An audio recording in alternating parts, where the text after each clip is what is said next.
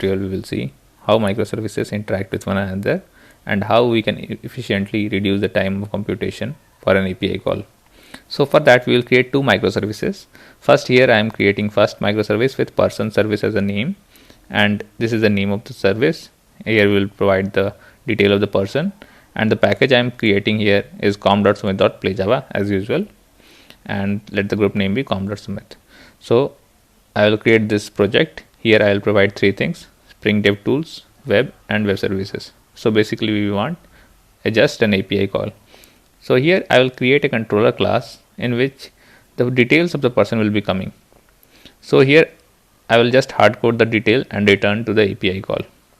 So here I created a person call in which the get mapping has been provided with name, and here I passed ID as a user ID. See, the Sumit is coming, and here I passed user ID. For other IDs it will throw the internal server error because I provide the runtime exception there.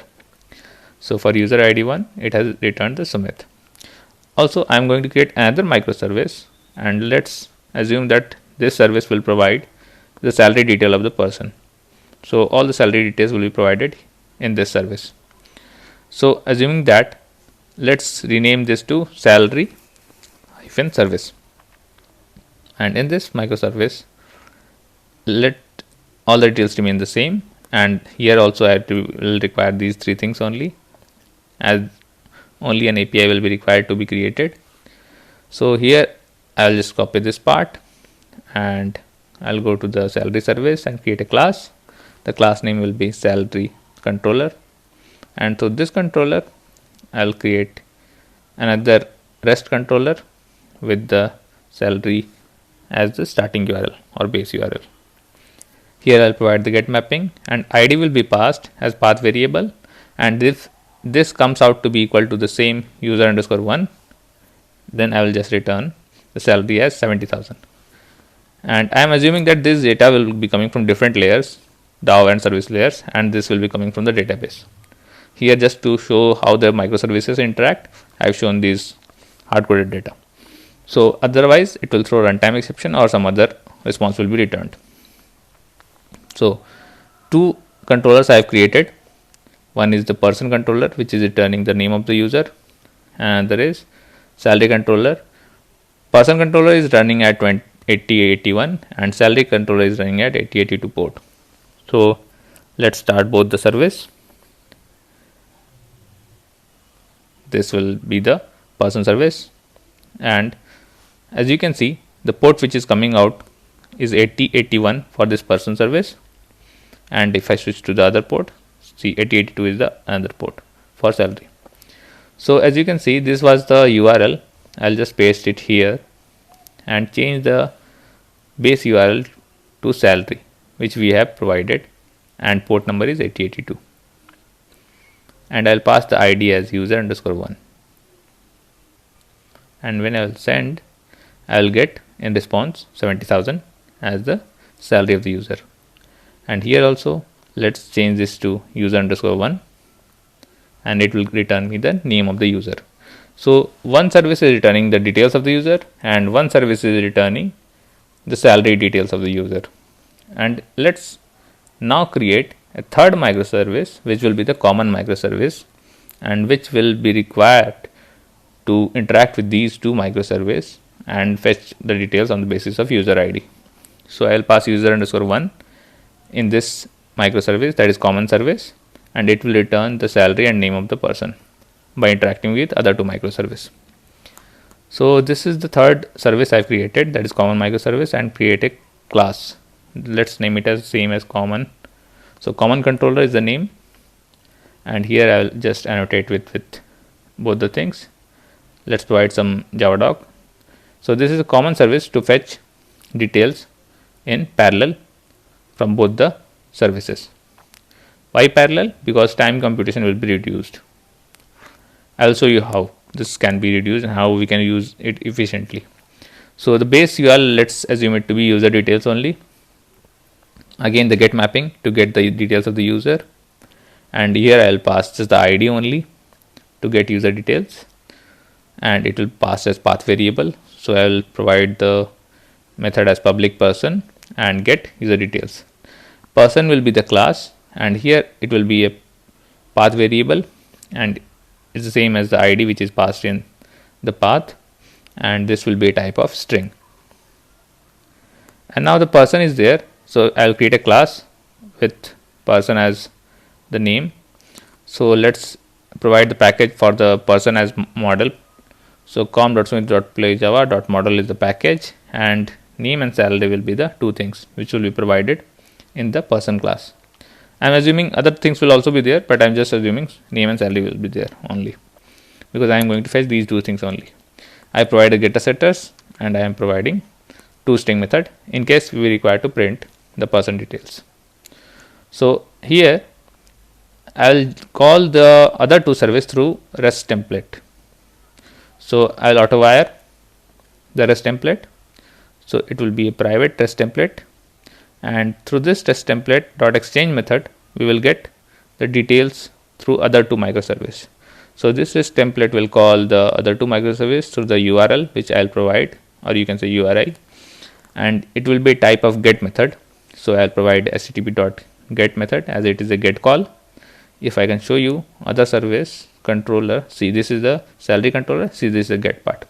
So basically we are all dealing with get part only, just to demonstrate everything. So other two services are get, so I am providing here as get. We don't need to provide anything in as an object entity, so it's null there. Let me copy and paste it two times. Second one will be for the salary, first one will be for the person details.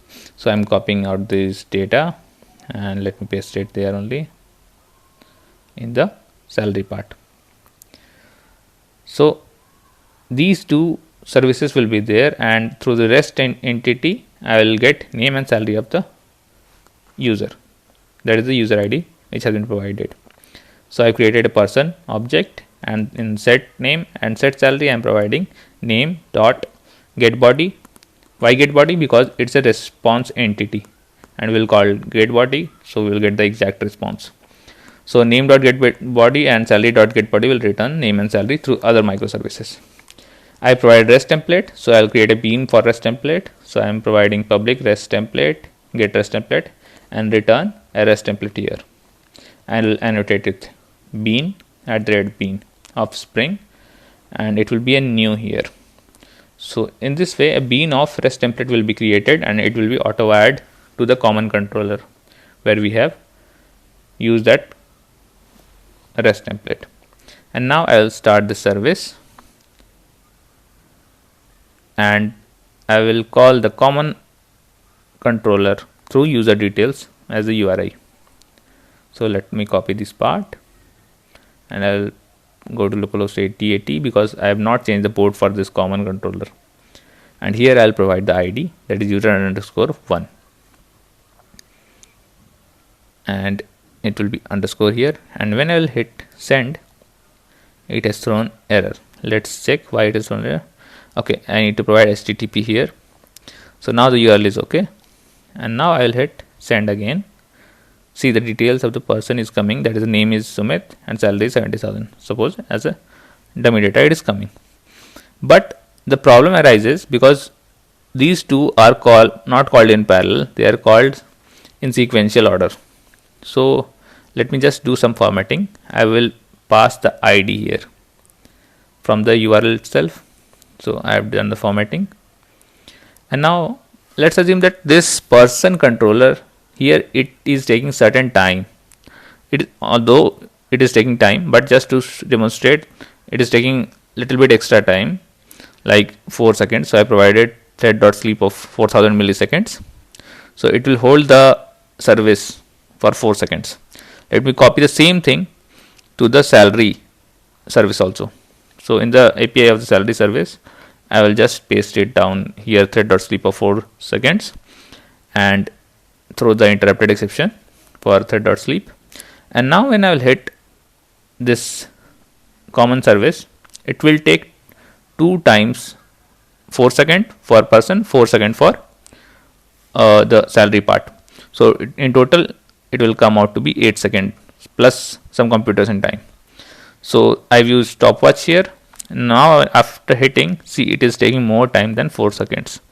So it has taken 8025, that is almost more than 8 seconds, because 4 seconds for this salary part and 4 seconds for the person part. So these things can be removed this through computable future method, and this will be called, these two APIs will be called in parallel through computable future.all method, and inside that we will provide supply async of those computable. And here after doing this 4 second is there, and also in person 4 second is there, but since these both are called in parallel, they will hardly take little bit more only than 4 seconds only. So when I will hit send, see it has taken 4025 seconds only. So this is how we should call the APIs. APIs should not be called in sequential order. If they are not related to each other, they should be called in parallel. Either you can go with the future, or you can go with the computable future. You can go with the dot join method. It will hold both APIs, and in this way you can efficiently call the microservices and reduce the computation method. Now let's do some formatting. Instead of calling the URL directly, we can provide in application.properties, and let's change the name of the properties as name URL and salary URL, and let's provide the name URL here and salary URL in the salary part. And we can provide this using @value part of @value annotation of Spring, and provide double quotes and dollar sign and braces, and then the name of that property. So here name URL is there, and I will just provide it as name URL only as a type of string. So private string name URL. Copy the same thing and create for the salary one also. So in the place of name, I'll just change it to salary.url, and in the name of name URL, I'll provide salary.url, salary URL.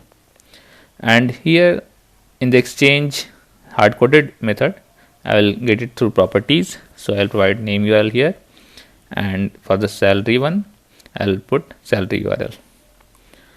So this is kind of looking much pretty than the earlier code which we had done. And when we will hit this service, that is common service, it will fetch the details from here and do certain computation and fetch out the details in parallel by reducing the time. So let's hit the URL again. So our code seems working fine. See, the data is coming, and it has taken 4052 seconds roughly. So this was about inter microservice communication in parallel. Thank you all for watching the video.